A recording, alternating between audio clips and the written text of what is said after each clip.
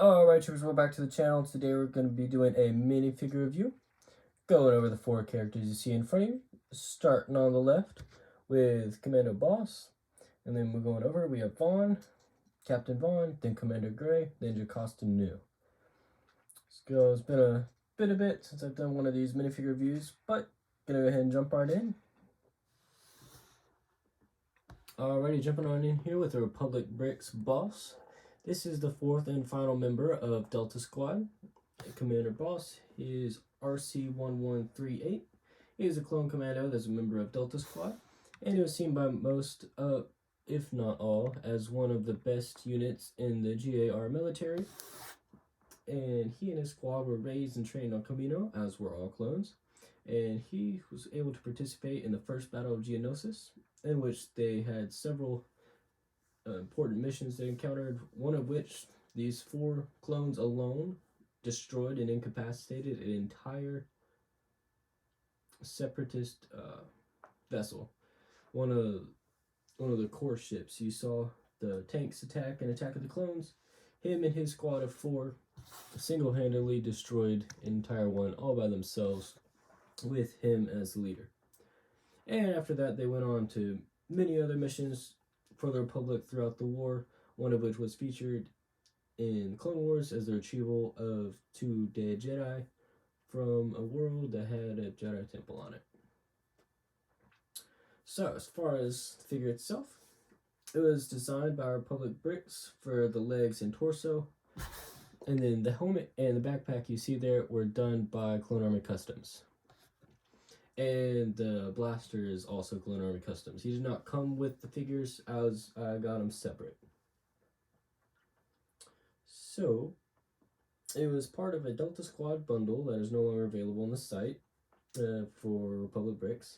It was $100 for all 4 members of Delta Squad when I got it, as I've said for the other 3 members, but it is no longer available, unfortunately. So, unless you're able to get it from someone who had it before it was removed, you're not going to be able to get it. And so, looking at source images to see how accurate the figure was, I saw the biggest problem that I saw was this pauldron right here is white and it should have been orange. So other than that, everything was done very well. Out of all the Delta Squad members, he was one of the easiest to do. And the only thing was backpack was also not exactly the same one that Boss had. And I'll have to check, but I'm pretty sure that Clone Army Customs does offer a backpack specific to Boss, but that it was just not got for the Public Bricks. And yes, Clone Army Customs does have a backpack for it. That's the picture right there, and it costs $3.50. So if you were to have this bundle and you wanted to update it to get the Clone Army Customs backpacks, you'd be paying $3.50 for this one, and they also had the rest to fill the rest of the squad. So that is about the only thing that I had to point out really for that, as the figure itself was pretty good in general, but just the picky things, but not too much. Next up is the Clone Army Customs Vaughan, and this is from Clone Army Customs, and Vaughan is also known as CT-0292, served as part of the 332nd Company during the Siege of Mandalore as a captain, and it is assumed that he was also served with the 501st on previous missions. However, it is unknown exactly, and for all we know, he could have been a part of the 212th, but that is very unlikely, as Anakin specifically said the 332nd will be comprised of 501st clones. So he's, based on that, we can almost just guarantee that he was part of the 501st beforehand. However, we do not know how long he was there, or how long during the war he joined the 501st, or anything like that. We do know, however, that he was born, raised, and trained on Camino, as were all of the clones in canon. In Legends, they had a secondary facility off a moon of Coruscant, but that's not the topic of this video, so we're not going to get into that. So this was designed in entirety by Clone Army Customs, and the base figure will retail for $27.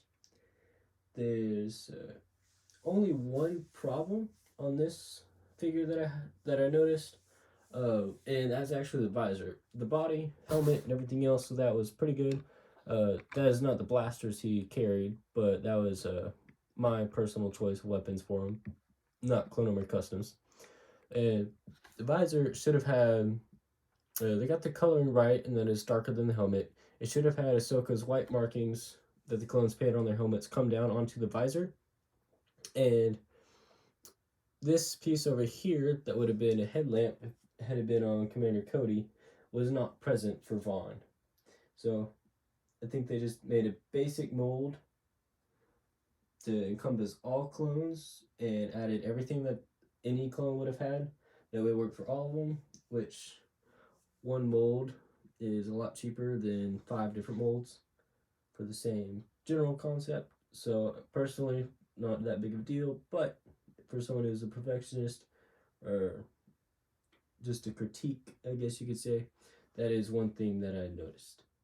And next up we have Commander Gray, whose formal name is CC10-994.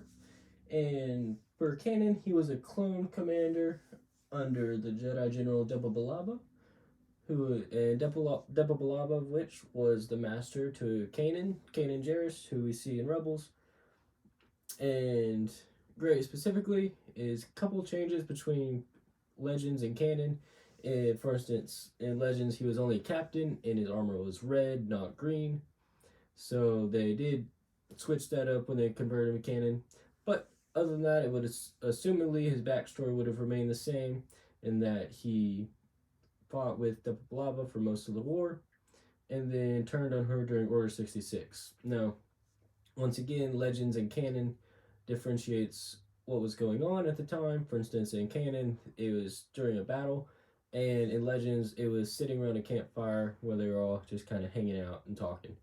But any of that aside, this is Commander Gray, and we'll go ahead and get into the specifics of it. So, the designer of this specific figure was Jonak for Jonak Customs. It is a 180-degree print, being that it only has front and back, doesn't have any on the sides or on the legs really at all, except for those front.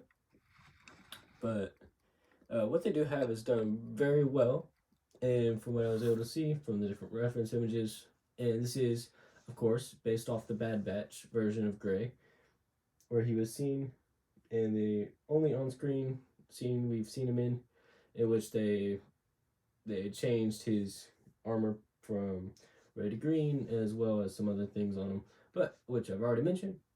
But as far as the marking stuff on him, it's done pretty well. I mean, it is a relatively simple design, only having the green added on the belt, and then the stripes on the leg, and then the helmet, and the cloth. So, pretty good. And personally, I really like it, and he was a pretty desirable figure when the Bad Batch came out, and still, in my opinion, very good figure to have, and especially if you want to have one of every commander. But yeah, so there's nothing wrong, actually, that I could see with the print that's there. Now, the pauldrons and other stuff that would have been printed could have obviously been good or bad or any of that, but they're not there, so that's not really a worry. And finally, we have here a Jocasta Nu custom figure. So this one is an interesting one because I actually got it from a friend, so I'm not sure where he got it from. And it was a gift as part of a larger purchase, so it did not have a price associated with it. So there's no price for it.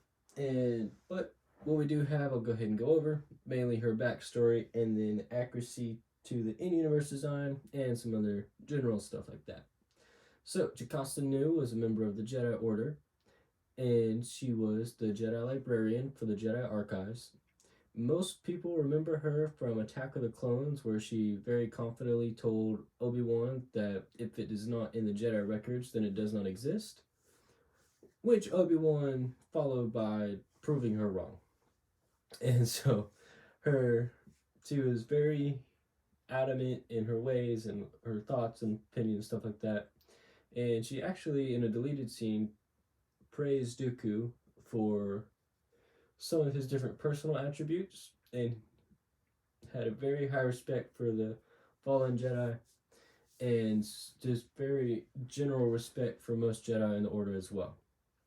She even, per Legends comic, I believe is Legends, I'm not sure, it's either Canada or Legends, it's a comic where she went back to the Jedi Temple and interacted with Vader and actually encountered the Grand Inquisitor at the temple and battled him and lost. And Vader saved her life from the Inquisitor, only for her to reveal his former nature as Anakin Skywalker while on transport, in which Vader responded by killing her as well as all the clones that were on board the ship that he was on. So she had a very tragic ending for her stuff. But anyways, go ahead and get into it. As you can see, there is no printing on the back or the sides. It is only printing on the front, which was done very well actually. It captures the robes pretty well and adds a little bit. So in universe, where you can see here at the bottom of the figure, it has those drapes lines and then the gray on the bottom. That gray on the bottom would not be there. That would be just her legs coming down. But they had to leave it on there just because they couldn't cut off that part of the Lego piece. And aside from that, it was done pretty well. In most things you'll see her in, she does have a satchel on her left side, which for us looking at her would be the right.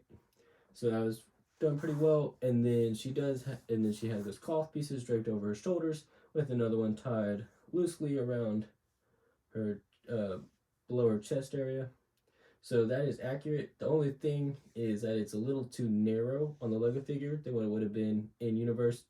So in universe, it covered and touched in the middle where the belt thing is, and it obviously does not do that in the figure. So pretty cool figure. It was supposed to come with the Jedi Temple, but that fell through. So got lost in UPS shipping. So I'm sorry, USPS, US Postal Service shipping. So that is nowhere to be seen. And this is one thing that had been sent separately, but it was to go with the Jedi Temple to have a librarian for it. But it is what it is.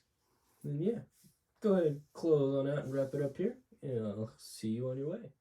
So yeah, that's gonna wrap it up for me, guys. I hope you liked the video, and if you saw anything here that you liked, be in the Vaughan, Captain Vaughan and Commander Gray. I'll try to find links for those, put them down below. Definitely get the one for Captain Vaughan. I'll have to do some digging for the Commander Gray, and then obviously Republic Bricks one, for Boss on the left, I won't be able to have, and then because I'm not sure where it came from, I won't be able to have the one for Jakasanu either. But I should have those for the other two down in the comment section below. And yeah, I had a lot of fun making this video. Getting back to another minifigure review after it's been a little bit, not sure exactly how long, but it's been a while since I've done one of these. So pretty happy to still be doing them, and I'll continue doing them in the future. Alrighty guys, it's gonna wrap it for me. If you liked the video, don't forget to like, comment, and share with your friends. If you're new, go ahead and hit that subscribe button to see more reviews, both of sets and minifigures. And I'll see you all next week.